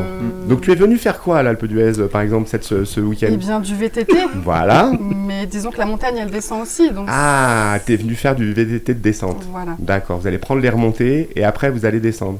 exactement. Mais sinon, dans la vie, toi, tu le connais depuis très longtemps. Moi, je sais même pas votre histoire de C'est vie. ça. hein. Non, mais c'est à On chaque découvre. engueulade, le mec il parle. C'est ça, quoi. Vous vous connaissez depuis longtemps, t'as suivi ses aventures quand il était à la télé. On se connaît depuis 2019, D'accord, juste après. mais sinon 2020, on va dire vraiment. Donc juste avant qu'il parte à Istanbul. à Je vélo. préfère lui demander parce que je suis sûr qu'elle sait vraiment. Ouais, c'est normal. Mais depuis moi, juste avant qu'il parte à Istanbul en fait. D'accord. Et alors, comment ça se passe là quand il part comme ça? Tu le suis un peu, tu fais les points GPS, tu lui envoies des colis avec du chocolat dedans. Comment ça se Non, passe? non, il se débrouille très bien. Il arrive à se débrouiller. Donc D'accord. moi, je suis à distance, on va dire. Je l'encourage à distance, quoi. Elle m'aide un peu hein, de temps en temps. Ouais, elle le dit en pas, cas de- elle est ouais, humble, mais elle si des petits Dans la soucis prépa GPS. Bah prépa, il y en a pas. Il y en a pas. Donc c'est voilà. Bienvenue. Bienvenue. C'est ça. Donc voilà. Vous connaissez bien. Très bien. On est très amis. Mais sinon ouais, c'est vrai que quand j'ai une urgence, vraiment un truc qui arrive, que j'ai besoin d'une adresse, d'un itinéraire, T'appelles Mel voilà. et bam. Débrouille-toi, j'ai pas internet, Ah, c'est débrouille-toi. sympa comme ou- relation aussi. Débrouille-toi, esclave. Non, bah non, Non, après quand je même pas. remercie, je prends le Ah, temps, d'accord. voilà. Ok. Tu reviens avec des fleurs, machin. Oui, c'est ça. Ouais, Bien d'accord, sûr. ok, je vois. Bon, vous les garçons, vous avez des questions à poser à nos vacanciers idéaux parce que pour l'instant, je les ai pas attaqués sur les vacances, mais vous avez quoi à dire, vous? Vas-y, Max. Non, j'ai arrivé, vas-y. Je réfléchisse. Bon, alors, comment ça se déroule une aventure Pékin Express? Est-ce qu'on a vraiment des moments de galère où c'est scénarisé? Est-ce qu'on triche à la télé? Alors on triche pas. C'est pas scénarisé. Des moments de galère, oui. Après, il y a toujours quand même ce filet de sécurité qui est qu'on est suivi. Alors, dans l'absolu, on ne sait pas. Après, on sait que si on a un accident, bon voilà, il y a une sécurité autour. Il n'y a pas, par exemple, sur les voyages à vélo. Donc, je trouve que le voyage à vélo est encore plus sans sécurité. Après, encore une fois, j'ai un téléphone, j'ai une carte bleue. Mine de rien, on se met en danger, mais peut-être moins qu'il y a 50 ou 100 ans. T'as une carte bleue ? Ouais, c'est ouf. Hein. Et donc, une chambre à air. Ouais, la première fois, je suis parti sans et j'ai vite compris que c'était pas une bonne idée. Et donc, du coup, ouais, c'est vrai que tu as quand même. En 2022, 2023, tu as quand même ce mini filet de sécurité. Après, voilà, il nous est arrivé des galères dans Pékin Express, dans mes voyages à vélo, où tu es obligé de t'adapter et te débrouiller par toi-même, quoi. Mais c'est vrai que le téléphone change quand même pas mal de choses. Bon, du coup, tous ces voyages, je veux dire, enfin, voyages, etc. Mais tu travailles à côté ou tu vis vraiment de. Ça, c'était la question que j'allais lui poser aussi, parce qu'il a une carte bleue, le gars, c'est ce que c'est nos impôts qui le payent. Non, c'est ça, j'ai entendu carte bleue, je veux dire, ça veut dire qu'il a de l'argent, mais il voyage beaucoup. Alors, déjà, le voyage à vélo, ça coûte pas grand-chose. Déjà, Oui, non, avec mais les jeux télé, il gagne une blinde. C'est pas vrai. Déjà, t'arrives à équilibrer avec ton boulot, c'était un boulot. Enfin, Ouais, moi, je suis intermittent. Okay. Donc, du travail ou du spectacle? Les deux. Les deux, du coup. Non, c'est vrai que du coup, j'essaie de profiter pour avoir des grandes plages de temps. Télé, je passe pour Eurosport actuellement. Okay. Et tu vois, j'ai un chroniqueur sport. Ouais, alors, tu vois, ah, mais c'est pour ça, je me renseigne avant de. Méfie-toi, s'il te plaît. Mais c'est vrai que ça me permet de bosser sur des grosses périodes et après d'avoir du temps de libre, exactement. C'est cool. Ce qui est important pour moi. Je te l'ai dit tout à l'heure, moi, depuis que je suis arrivé ici, je suis tombé amoureux d'ici. Tu te sens un jour de partir de Paris et de te dire, bah, j'ai envie d'être proche de la nature, j'ai envie de faire du sport tout le temps. J'aimerais bien. Mais je peux. Non, j'aimerais bien. C'est vrai que bon. En fait, la nature, moi, j'adore les moments où je me retrouve à vélo. Typiquement, vraiment, tu te retrouves dans des endroits géniaux et t'as vraiment pas ce côté urbain ou automobile ou quoi. C'est vrai que bon, en termes d'activité et autres, j'ai encore envie de profiter un petit peu de la ville, mais je pense qu'à terme, oui, ouais. En France ou ailleurs d'ailleurs, mais ouais. Mel, ça te chauffe aussi ? C'est quoi ton rapport à la nature, toi ? Moi, à la montagne, t'adores ? Je préfère la nature que la ville, d'ailleurs. D'accord. Tu es originaire de quelle région ? T'es une vraie Parisienne ? Il faut bien, de temps en temps, il faut bien bosser un petit peu à Paris. T'es originaire de quelle région ? Je viens de la région centre. D'accord. Les Auvergnats, tout ça ou bof ? Comment ? Les Auvergnats, tout ça ou un peu plus bas, un peu plus haut ? Au sud, plutôt de la région centre, vers Châteauroux, Bourges. D'accord. Entre les deux. D'accord. Donc plutôt la campagne, plus que Paris d'ailleurs. Et donc maintenant, je suis à Paris depuis quelques années, mais je préfère quand même la nature que les grandes villes. Donc si un jour il faut partir de Paris, t'es chaud ? Je pense, oui. Ouais, ok. Et là, par exemple, qui a pris la décision, enfin, qui a dit à l'autre, viens, on va à l'Alpe d'Huez, on va faire du VTT de détente ? C'est moi. C'est toi qui J'avais envie de faire du VTT, j'avais envie de... Voilà. T'as pas résisté ? Ah non, moi je le suis partout, moi. D'accord. Bon, bah très bien. Donc maintenant, les prochains périples, t'y vas avec eux. Ah oui. Moi, j'aimerais bien. La prochaine programmation, c'est quoi ? Moi aussi, mais il faudrait du temps parce qu'il va trop vite pour moi. Moi, je peux pas tenir toute une journée à la distance qu'il fait. Mais y a pas un truc genre le tandem, ça existe pas, ça ? Ah, affreux. C'est un truc à s'engueuler et tout. Non, quelle mauvaise idée. Surtout dans une montée, c'est lui qui va pédaler tout le long. Voilà, par exemple. Non, mais par contre, moi, j'aimerais bien partir sur une période plus longue, avec un rapport au temps différent. C'est vrai, en fait, le rapport, enfin, tu choisis ton rapport au temps quand tu es à vélo. Tu peux faire des longues distances chaque jour et vraiment te dire j'avance. Tu peux aussi te dire je me pose tous les 3 jours pendant 2 jours. Voilà, tu as vraiment cette liberté-là. Donc moi, j'aimerais bien partir sur une longue période et aller encore un petit peu loin que le Qatar, aller voir de l'autre côté de l'Asie, pourquoi pas. Ouais, donc en pédalo. Ouais. Ah oui. Non. Non, par la terre. Est-ce que vous avez une question suivante à poser à nos invités ? Oui, bien sûr. Alors, tu es fan de jeux télévisés ? Le prochain, tu t'inscris où ? C'est une bonne question. Ça fait un bout de temps que j'ai pas fait de jeu. Moi, j'aimerais bien faire chacun son tour de Bruno Guillon sur le matin sur France 2. Ouais. Voilà, il y a un esprit de famille qui a l'air hyper sympa. Ouais, puis Bruno, il est sympa. Ouais, ça se sent. Je crois que c'est Eric qui fait la chauffe sur cette émission-là. Oh, okay. Les mecs, tu vois, ils parlent showbiz sur moi. Eric, un jour on le recevra. C'est le meilleur chauffeur de salle de toute la chaîne. Le deuxième meilleur. Non. Moi, j'ai un copain, c'est le meilleur chauffeur de bus. Moi aussi. Et moi, j'ai un copain, c'est le meilleur chauffeur de croissants. Ils étaient bons les croissants ce matin, dis donc. Ouais, genre, moi, on en parle, bien sûr. Non, justement. Pour tout vous dire, en fait, Max est arrivé un tout petit peu en retard et donc du coup, on a dû aller au croissant ailleurs. Mais j'ai pas vu, il y avait la file d'attente. C'est-à-dire que chez toi, tout le monde veut venir chez toi. Donc voilà ce qui s'est passé. Moi j'ai quand même une dernière question, et là plus sur votre programme des quelques jours qui arrivent. Vous faites un mix tous les deux, vous passez la main et tout ça. Vous allez faire quoi là quand on arrive comme ça à l'Alpe d'Huez? Eh bien, aujourd'hui et demain, on va faire du VTT. D'accord, de décembre donc. Exactement. Ouais. Lundi, moi je télétravaille, vous savez, pas de chance. Mais, pas de chance. ouais. Il y a la piscine, trop bien. Ah. Ouais, t'as une il piscine faut extérieure. trouver. Exactement. Il y a la piscine extérieure, c'est trop bien, tu te poses pas. Extérieur. Ah ouais, c'est trop bien. Ouais, extérieur et chauffé. Oui. Et mardi, petite rando. Et ce soir, allez voir les étoiles filantes. Je pense qu'il y a des bons spots. Et il y a le concert, il y a le concert ce soir. Ouais, ce soir, on a entendu ça en plus. par le concert d'orgue. Parce que là, vraiment, c'est exceptionnel. Parce qu'à 6h, il fait encore jour. 18h, il fait encore jour. C'est vraiment un moment d'exception. C'est-à-dire qu'ils jouent dans les plus grandes églises, dans les plus grandes salles. Et là, on les a, nous, à l'Alpe d'Huez. C'est offert par l'association. Enfin, il n'y a même pas à sortir des sous. Donc, franchement, si vous avez l'occasion, allez-y. Non, mais tu sais, je sais que nos vacanciers, ils ont aussi un pouvoir d'achat qui, de temps en temps, baisse un peu. Donc, il faut aussi leur offrir des choses de grande qualité. Non, mais ce qu'on fait d'ailleurs au quotidien avec l'Office de tourisme. Ça c'est fait. Donc je disais, donc ça on en était rendu à la rando de mardi. Ouais. Et aux étoiles ce soir du coup. Et aux étoiles ce soir, ça vous avez raison. Alors, après ça va durer sur plusieurs jours. Vous faites pas paniquer. Vous allez voir, il se passe un système climatique. C'est-à-dire que quand tu arrives, il y a le coucher de soleil. Ça déjà faut pas rater. En fait, faut arriver avant. Faut arriver au coucher de soleil. Et après, c'est normal, il y a un petit voile de chaleur qui se monte, donc on se dit, ah mince, je vais pas voir les étoiles. Soyez patient, ouais. Par contre, il fait moins 12. Combien? Moins 12. Moins 12, voilà, c'est ça. Donc là, vous êtes patient, ça se dégage, et là, vous passez la nuit dehors carrément ou... Ah, c'était pas prévu, mais écoute... mais je pense que c'est une bonne idée. Bon, qu'est-ce qu'on leur conseille comme spot pour aller voir les étoiles? C'est vous les locaux, là? Le freeride? Non, pas les étoiles de la télé de l'Alpe. Non, mais déjà le signal c'est pas très haut et c'est pas très loin et on voit déjà pas mal. Après ils sont sportifs, ils en voient. Ah ouais? Ouais. Col de Sarenne. Moi je suis d'accord avec toi. Là où tu sais où il y a l'escalier. Tu connais ça toi? Ben non mais... Mais bien sûr. Tu crois que je me promène jamais en moto? Non, je dirais, tu vas voir si vous prenez le... Bon, c'est un peu loin, mais à pied ça le fait quand même. S'ils ont des vélos. Ah ouais, mais pas encore. Bah ouais, vous avez les VTT. Allez-y en VTT. Ouais. Voilà. C'est moins loin que Doha. Vous partez d'ici, c'est tout droit là. Ici, vous descendez, vous passez, hop, c'est juste là. Et vraiment, vous allez voir sur votre gauche, il y a un escalier dans le vide. En fait, c'est une ex-maison, il reste juste l'escalier. Là, vous montez sur la colline d'en face. Et là, vous avez une vue de dingue. Et vous êtes sur les étoiles. Je pense que c'est pas mal. Non, sur la montagne sous les étoiles. Sur la montagne sous les étoiles. Carrément, on peut les toucher a priori. C'est romantique. C'est beau, hein? Ouais. C'est faut pas vous blesser. Alors on sera là aussi. Ouais, ok. Donc ça sera beaucoup moins romantique.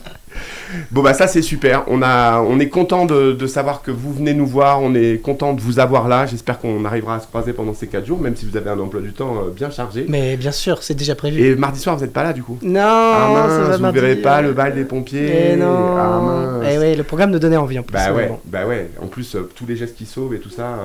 Allez, à bientôt. On se retrouve sur les pistes de l'Alpe d'Huez en descente. On se retrouve, qui sait, un hiver, un moment. Enfin bon, bref, vous êtes les bienvenus. Et merci d'avoir choisi l'Alpe d'Huez comme destination de votre week-end. Merci. On trouve maintenant Jacques Bory dans quelques instants. Je vous l'ai dit il y a 2 secondes, on reçoit Jacques Bory, il est déjà installé. Et celui qui présente Jacques Bory sous les applaudissements du public en délire, c'est Richard. Oui, effectivement. Alors j'aime bien amener Jacques parce que c'est vrai que parfois j'ai pas grand chose à dire. Ça fait un peu, j'aime bien ramener mon chien. Non, j'aime bien que Jacques soit là parce que c'est vrai que parfois il me manque un peu de matière. Mais mon mentor est là et je crois que c'est vraiment la mémoire de l'Alpe d'Huez, Jacques. Merci d'être là. Merci d'être avec nous, Jacques, à nouveau. T'avais passé un pas trop mauvais moment la dernière fois, peut-être alors. Excellent. Tout à l'heure, je t'ai vu. Pour recommencer. Je le coupe pas. Je t'ai vu tout à l'heure, il disait quelque chose, ton élève. Oui. Et t'étais pas d'accord. Bon, il a fait une petite erreur, mais je corrigerai tout à l'heure au cours de notre discussion. D'accord. Ce sera lié. D'accord, on garde le suspense. Voilà. On va pas savoir. Alors aujourd'hui, on va parler de la naissance des remontées mécaniques. Oui. Du pic blanc, du tunnel. Alors, l'élément déclencheur, lors d'une précédente émission, on a parlé de la route entre Bondoisin et l'Alpe d'Huez, construite en 1935, et ça a été l'élément déclencheur de tout. À savoir qu'en 1935, il y a une route, donc on peut développer quelque chose, et le docteur Faure, maire conseiller général de Bondoisin, fait une association contacte une société suisse qui construit des remontées mécaniques, Blecher et Constant. Et il a le projet de faire une remontée mécanique, un téléphérique, qui est sur la ligne du DMC actuel. Donc ça, c'est le tout premier. Oui, mais on est en 1935. Il n'y a rien, c'est un projet. Ah, c'est juste un Il projet. descend à Grenoble pour essayer de récolter des fonds, parce qu'il faut bien entendu financer tout ça. Et à Grenoble, il reçoit une fin de non-recevoir, en disant que l'Alpe d'Huez est beaucoup trop éloignée de Grenoble, et qu'il y aura à développer en premier Champs-Rousse, qui est bien entendu beaucoup plus près. Donc le projet tombe à l'eau. Mais parallèlement à ça, la même année, il y a 3 privés qui construisent 3 téléskis en 1935. Le premier, c'est un monsieur Garnier qui construit un téléski sur l'Éclose, 50 mètres de dénivelé. Et il a, pour l'épauler, un jeune ingénieur d'origine polonaise qui s'appelle Pomagalski, qui deviendra numéro 1 mondial. 50 mètres de dénivelé, et donc il crée de fait une piste qui a été, malheureusement, je dirais, parce que c'est très péjoratif, appelée la piste des idiots. Alors pourquoi la piste des idiots ? Simplement parce qu'à l'époque, les gens faisaient de la peau de phoque. Il y avait une clientèle qui montait le week-end, de Lyon ou de Grenoble, qui arrivait par le petit train à Bourdoisan, qui montait ensuite à pied, dormait souvent à l'hôtel des Grandes Rousses à US Village, et en peau de phoque, la destination, c'était le lac Blanc. D'accord. Et on redescendait après, et l'après-midi, ils montaient au Signal. Voilà. Ah oui, donc cette remontée-là, elle était Alors, un peu quand dénivelée. ils ont vu un manège... Un manège, carrément. Une sorte de manège un peu ridicule qui tractait les gens sur une distance courte pour descendre une piste, ils ont appelé ça la piste des idiots. C'était quoi à l'époque ? C'était mode tire-flèche ? Malheureusement, c'est resté. Oui, c'était un téléski. Un téléski. Malheureusement, c'est resté. Deuxième installation, faite au lac Blanc, le téléski du lac Blanc, qui a été faite par la famille Mourat, Armand Mourat, qui était un précurseur, hôtelier à Bourdoisan, et ces gens-là avaient une grosse habitude du câble parce qu'ils faisaient du débardage de bois. D'accord. Donc le câble, ils connaissaient. Alors il a fait un téléski au lac Blanc, donc avec des pylônes en bois au début, et il avait mis un camion sur cale, il avait enlevé les roues, il avait fait un entraînement de câble par les roues, il faisait prendre les gens à la perche, et il se mettait au volant, et il passait la première, et ça y allait. Alors, vous voyez que c'était quand même un peu archaïque, mais spartiate. Bon, ça existait. La troisième remontée mécanique en 1935, c'est sur le Signal. Ah, déjà à l'époque. Un dénommé Bravard, qui était un industriel lyonnais, fait ce que j'appelle moi un téléluge. Alors il y avait la particularité, les gens montaient tractés par une perche qui était attachée à une luge. Ah, donc tu pouvais être assis. Alors le skieur avait les skis au pied, il enjambait de chaque côté, il y avait comme un guidon de moto, et ça tractait jusqu'au sommet du Signal, 8 minutes de montée, 300 mètres de dénivelé. Ah ouais. Ah oui, c'était une belle piste. Ça envoyait, ouais. Ça, c'est 35. Je sais que toi, 35, t'étais pas né, mais ça existait. Non, toi, oui, mais bon, moi, pas encore. Merci, tu dois Jacques. te rappeler, d'ailleurs. Merci, Jacques. Et... Mais par exemple, ça existait. T'as connu, toi, les trucs à luge ? Non, parce que ça n'a pas duré extrêmement longtemps. Et ça a été remplacé par quelque chose de plus moderne, sans doute pour une question de débit. Le télésiège. Parce que le débit était très faible. Eh oui. Les luges, c'était quand même contraignant. À l'arrivée là-haut, il fallait détacher la luge. Ah ouais, fallait la raccrocher, il fallait du personnel, fallait... Bon. Alors ça, c'est 35. Ensuite, vers 42, en 1942, il y a eu 2 nouvelles remontées mécaniques. À Villarocula, un vigneron bourguignon, associé à Georges Mont, qui était un réfugié du Nord, qui était sur la station, ont fait un téléski à Villarocula. Oui, parce que là, on était en zone de résistance en 42. C'était pendant la guerre. Bon, c'était la zone libre. Oui, la zone libre. Ouais. Enfin, la zone libre plus pour longtemps, parce que c'est 8 novembre 42, la fin de la zone libre. Et ensuite, il y a eu aussi un téléski sur la Sûre, qui a été construit sur la Sûre par un dénommé Barbotte. Qui existe toujours, qui a fait un téléski Poma. Qui a fait un téléski Poma en 1943. Et plus tard, c'est la famille Chalvin qui a continué à exploiter ce téléski pendant de nombreuses années. Pour en arriver à Eon aujourd'hui. Alors, on est donc en 1943, la guerre est finie. Et en 1950, un hôtelier local de Georges Serre crée une association, on va pas dire une société, mais crée une association, un groupe de personnes, 8 hôteliers plus un commerçant. Et il demande à avoir la maîtrise des terrains pour pouvoir faire un téléphérique de la station à 2100, puis de 2100 à 2007. C'est la société d'expansion de l'Alpe d'Huez. Et le projet arrive à terme dans les mains d'un entrepreneur toulonnais qui s'appelait Vidal. Et en 1952, il lance la construction de ce téléphérique, qui était de Marc Monzier. Et 120 ouvriers travaillent sur le projet, beaucoup de Provençaux, mais aussi des gens locaux. On peut citer des gens disparus aujourd'hui, bien sûr. Mais les familles restent. Georges Morel, Émile Audou, qui ont fait toute leur carrière à la SATA. Mon père a travaillé aussi sur le projet.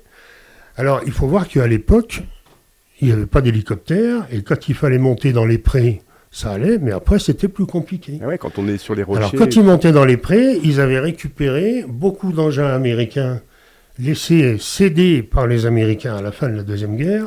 Et c'est ça où je reviens sur le propos du véhicule des pompiers, le Wenzel. Qu'est-ce que j'ai dit? Parce que le Wenzel, tu as dit que c'était allemand. Bon, américain. Comme son nom l'indique pas, c'est américain, le Wenzel. Alors c'était un petit engin. Ah bah voilà, ça y est. Transporteur de troupes, il y en a eu 6 ou 7 Donne sur ta la main, station. Richard. Donne ta main. Non, Donne ta main, Richard. Non. Viens prendre ta non, petite en fait, fessée. je voulais dire américain, mais je suis tellement... Voilà. Alors, il y en a eu des Wenzel, il y en a eu au moins 6 ou 7 sur la station. Non, bon, mon père en avait un.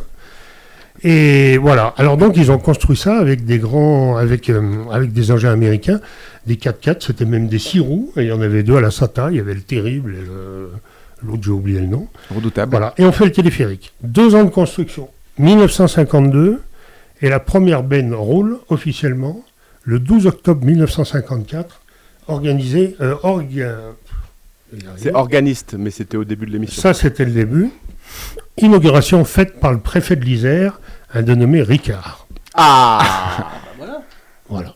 Et Pierre-Alain n'est pas là. On a le téléphérique, et alors là, ça fait feu de tout bois, et c'est parti. Mais le problème, c'est que ce dénommé Vidal s'était beaucoup endetté.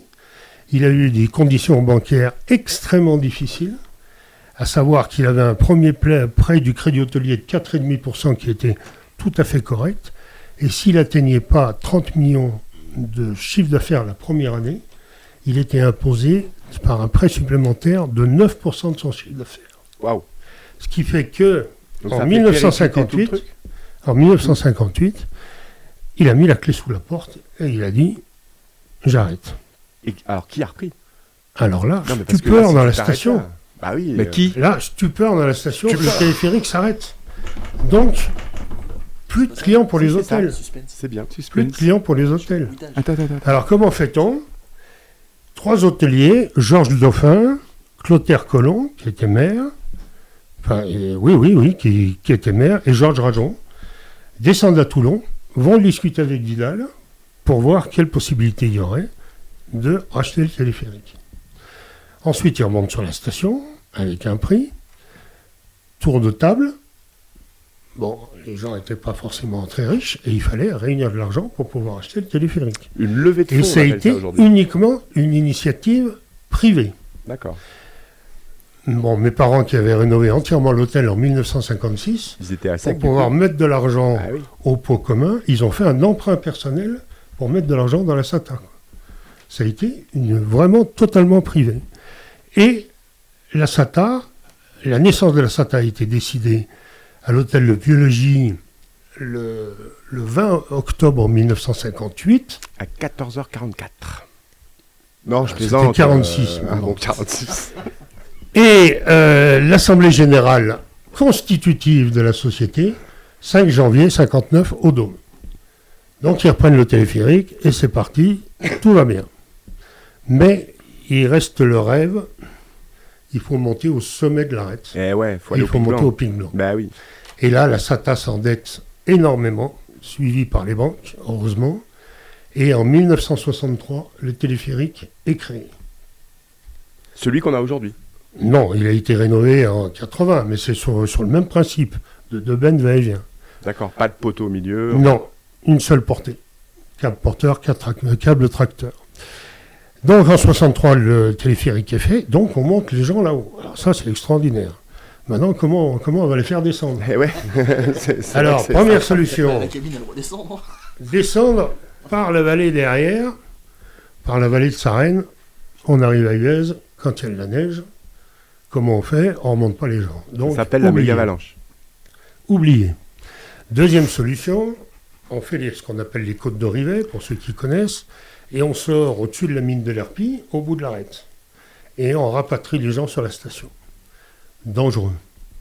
Accessible à certains, ça reste dangereux. Alors, troisième solution évoquée, on va faire une piste en passant par la brèche. La brèche est au-dessus du tunnel. Ah ouais. La brèche est au-dessus du tunnel. Alors là, vous êtes sûr? Oui, Encore plus oui, dangereux. vous êtes sûr. Alors, visite sur place dans les conditions, avec des moniteurs de ski, avec les gens de la SATA, avec... Heureusement, les CRS sont prévenus pour faire une main courante, parce qu'il a fallu encorder quelques personnes. Ah ouais, quand même. Oui, alors donc, descendre là avec des clients, difficile. Pas de problème, on va faire une route au bulldozer. C'est possible, faire une route au bulldozer. Sauf que ça sert à rien, parce que dans les conditions d'hiver, une route, elle se bouche. Et la pente retrouve son origine. Ouais, on repart sur de la grande pente. Alors, Georges Rajon, vous allez me dire encore lui, mais oui, Ouais, encore lui. C'est le fil rouge de Georges cette Rajon chronique. a eu l'idée de génie de faire un tunnel skieur en partant du glacier pour arriver devant. Donc on creuse la montagne, quoi. Finalement, la Faire décision, un c'est tunnel. on creuse la Alors montagne. là, il est pris pour un illuminé. Il a tout entendu, hein, le 200, enfin, il fait 200 mètres de long. Quand les gens vont rentrer, il va y avoir un appel d'air, ils vont être projetés Comme à la des- sortie. Enfin, il y a comme tout des eu. balles de fusil. Alors il a dit non, mais si c'est ça, on fera un sas. Bon, bref. Et devant les gens étaient réticents quand même, très réticents. Georges Rajon n'en démordait pas. Et il a dit, bon, moi je demande un arbitrage extérieur. Et là, il s'est rapproché d'Émile Allais. Émile Allais, Émile Allais. Émile Allais en 1958. Alors, pas- Émile Allais, ça comptait, quoi. Ah bah oui, ça carrément. comptait. Alors, il contacte Émile Allais à Megève, on lui répond qu'il est aux États-Unis. Il a dit, bah, quand il rentre, qu'il m'appelle. Et Émile Allais vient et visite sur place. Donc, explication de texte. Et Émile Allais arrive à la conclusion, le tunnel est la seule possibilité. Donc c'est un tunnel validé par Émile Allais. Oui, sur une idée de Georges Rajon. Sur une idée Alors, de Georges on Rajon. fait le tunnel. Alors, donc, le conseiller de la SATA, à l'époque, c'est l'équipement. Alors, l'équipement, c'est un calcul de prix, tant de mètres, tant de nom, 700 000 francs. Ouais, alors les jeunes qui nous regardent, 700 000 francs, ils se rendent pas compte. Oui, Ouais, mais bon, d'anciens des francs. des Comment on pourrait dire 700 000 euros maintenant. Oui, non, mais des francs, mais plus que ça, bien plus que ça. Mais ouais, bien plus que 700 000 Et euros. alors, Deux donc, bons millions. il lance un appel d'offres. Et il y avait un petit entrepreneur qui habitait Oris-en-Ratier, près de la Mure. Et lui était un petit entrepreneur, La mure. inconnu. La mure avec un cœur. Oui, alors lui, l'entreprise Pascal avait mis 720 000 euros, une autre 600 000. Lui, il était à 395 000. Ah ouais. Et c'est lui qui a eu le chantier. Alors là, il y a eu deux anecdotes. La première, quelle pente on donne au tunnel? Ah oui. C'est une bonne question, ça. Et oui, parce qu'il faut pas Le aller tunnel, trop vite. il faut pas que ce soit plat, parce qu'il faut que les gens glissent. Ouais, faut pas que ça aille trop vite. Et sinon comme c'est dangereux. étroit, il ne faut pas qu'ils prennent de vitesse. Ouais, ouais. Alors, une fois de plus, Georges Rajon trouve la solution. Un jour où la place Maurice Rajon actuellement est enneigée, il chausse ses skis devant l'immeuble Carène, Ouais. il pousse tout doucement, et en glissant, il arrive en bas de la place au nord de l'immeuble Le Rifnel. Il a dit ça, c'est parfait. C'est la bonne Mesuré, pente. C'est la bonne pente. 3%, et c'est la pente du tunnel. D'accord. Donc en fait, c'est son vécu, quoi. En bas de Voilà, chez lui, c'est il a la choisi, pente du tunnel. Délire, c'est super bien. La pente On du apprend tunnel, plein c'est de la trucs. pente du parking. Alors C'est donc, ça. il faut un compresseur pour faire le tunnel, et le compresseur, comment on le monte? Attaché sous la benne. Il monte, et arrivé presque en haut, il se détache et il tombe. Ça a commencé comme ça. Ensuite, quand le compresseur a été amené côté glacier, là, ils ont commencé à faire le trou, tout allait bien. Mais quand on fait un tunnel, plus on avance et moins ça va vite. Parce qu'il faut extraire les déblais. Et oui, et c'est plus long. Et là, Vigne s'est rendu compte, il a dit, je ne peux pas finir dans les temps. Donc, si vous me donnez un budget supplémentaire, j'attaque de l'autre côté. Pour se retrouver, un peu comme le tunnel. Alors ça a sous la été Manche. accepté. Le surcoût en tout, ça a coûté 450 000. Et quand les entrepreneurs, monsieur. quand il s'est joint, enfin quand les deux chantiers se sont joints, c'était pratiquement comme la table, quoi. Ils étaient à niveau. Ils étaient à niveau. Parfait. Alors le jour de l'inauguration où ils ont fait péter la dernière charge, moi j'avais la chance d'être présent, hein, j'étais enfant. T'avais quel âge? J'avais 13 ans. D'accord. Il y avait mon oncle, il y avait mon père, il y avait Jean Le Boucher qui était directeur de l'Office du tourisme. Jean Le Boucher, oui. Il y avait Raymond Baudouara, bon, des gens de l'équipement, Vigne, enfin voilà. Et on a traversé le tunnel dans le sens glacier et on est redescendu à pied de l'autre côté. C'était pas en ski, bien entendu, parce que c'était l'automne. D'accord. Mais quelle belle histoire. Voilà, ça c'est l'histoire du tunnel. Et le tunnel, on parlait des 21 virages l'autre jour, le tunnel fait partie aussi de la réputation de l'Alpe d'Huez. Carrément. Quand les gens parlaient de la piste du tunnel... Toi qui viens en vacances, tu savais pas qu'il y avait cette piste-là du Alors une chose qu'il faut comprendre, parce que à l'époque, quand le tunnel a été décidé d'être creusé à cet endroit-là, la sortie du tunnel était très très très en dessous de la langue du glacier qui montait beaucoup plus haut. Donc danger que le glacier tombe? Non, mais la langue était vraiment très en dessous. Maintenant, le glacier a complètement perdu. Et la langue du glacier est bien en dessous du tunnel maintenant. Donc ça a changé la pente. Ah oui. Et une petite anecdote pour les sportifs qui suivent un peu le ski. Il n'y a que ça. En 66, il y a eu les championnats du monde à Portillo, où la France avait gagné 16 médailles sur 24. Pas mal. Et l'équipe de France d'Honoré Bonnet s'était entraînée sur le mur du tunnel, et ils avaient trouvé exactement les mêmes conditions de glace qu'à Portillo. D'accord. Ce qui leur a fait un bon entraînement. Bon, les skieurs étaient doués. Hein. Bah oui, parce que là, belle récolte de médailles à ce moment-là. On voit en ce moment les images du tunnel. Oui, il nous fait voir voilà. ça. Donc si vous nous rejoignez cet hiver, là, vous êtes peut-être en vacances avec nous cet été. Si vous nous rejoignez cet hiver, c'est une piste à faire. Hein. Plutôt bon niveau quand même. On est plutôt sur un bon niveau de ski, oui, c'est du vrai ski noir. Hein. Ouais, faut pas se lancer dans cette piste un peu n'importe comment. Il faut avoir un bon niveau. J'ai une question un peu bêta. On peut le faire en vélo, le tunnel, ou l'été, ou on n'a pas le droit de le faire en vélo? Je pense pas que ça ait été fait. Hein. Non. Hein. Non. Il faut un challenger. Il faut un challenger. À mon avis, je sais pas. Parce que moi, j'ai Gabriel qui se propose. Mais ouais, je me doute que tu te posais la question. Je sais que t'aimes bien ces trucs. T'as raison, on n'a jamais vu d'image de. Non, mais côté tunnel. Bah pourquoi? Écoutez, on pose la question. Pourquoi ne pas ouvrir le tunnel l'été? Peut-être qu'il y a sûrement des raisons tout à fait valables à ça. Bah, la pente derrière, non? Ouais, alors par contre, ouais. C'est un détail, ça. Ça envoie un peu. On t'a gardé, Gabriel, parce que je voulais que tu saches dans quel endroit tu vas évoluer. Là, tu as eu toute l'histoire des remontées à l'Alpe d'Huez. On se rend compte, quand on arrive comme ça en vacances, on se rend compte de tout ce boulot qui a été fait depuis de nombreuses années? Bah, on le sait de manière globale sur la montagne, pas forcément à l'Alpe d'Huez, mais c'est vrai que la conquête de la montagne... c'est un sacré challenge. Hein. Ouais. C'est comme clair. toi qui adore ça, les challenges, c'est un sacré challenge. Oui, c'est clair. Max, t'as une question à Jacques? J'en avais une, mais je l'ai oublié au fur et à mesure qu'il parlait, donc c'est compliqué. C'est dommage. J'ai pas de papier et de stylo pour écrire. La SATA, au début, j'ai bien compris, beaucoup de particuliers ont mis de l'argent dedans pour un peu démarrer la chose. Une sorte de mais est-ce que c'est consortium. particulier? Est-ce que tout le monde avait plus ou moins son mot à dire, ou c'était vraiment ils ont prêté des sous à une entreprise qui après s'est débrouillée? Ou c'est chaque Non, personne alors avait c'était sous forme d'action. C'était sous forme d'action, tout le monde était actionnaire de la... Voilà, c'était sous forme d'action et les actions n'étaient pas rémunérées. Quand la société faisait des bénéfices, elle réinvestissait l'intégralité de ses bénéfices. Et l'avantage, c'était d'avoir par lot de 60 actions souscrites un forfait saison gratuit. Ouais, c'était ça, je veux savoir s'il y avait quelque chose quand même, comment ça se fonctionnait. Voilà, un forfait saison gratuit. Et une dernière question pour Jacques. Donc le DMC, comme on le connaît, il a quel âge alors? Il est de 86, donc c'est Mathusalem. Ah ouais, 37 ans. C'est Mathusalem. C'est noté. Fabrice, si tu nous entends. Et entre le téléphérique et le DMC, il y a eu... un télécabine débrayable 6 places, qu'on appelait les œufs à l'époque, qui a été fait entre 75, quand il y a eu l'accident du téléphérique, heureusement sans gravité, à Pâques 75. Ah, mais c'était que des privés. La SATA, les remontées mécaniques se sont développées que par Chacun des louait privés. sa remontée, tu payais tant si tu voulais monter ici, tant si... Ouais. C'était un peu...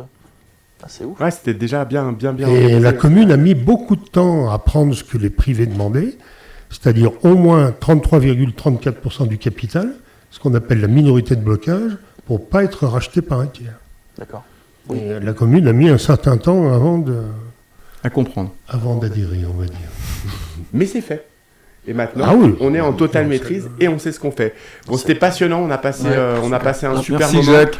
On est Merci. là depuis, presque 1 heure déjà avec vous à la maison.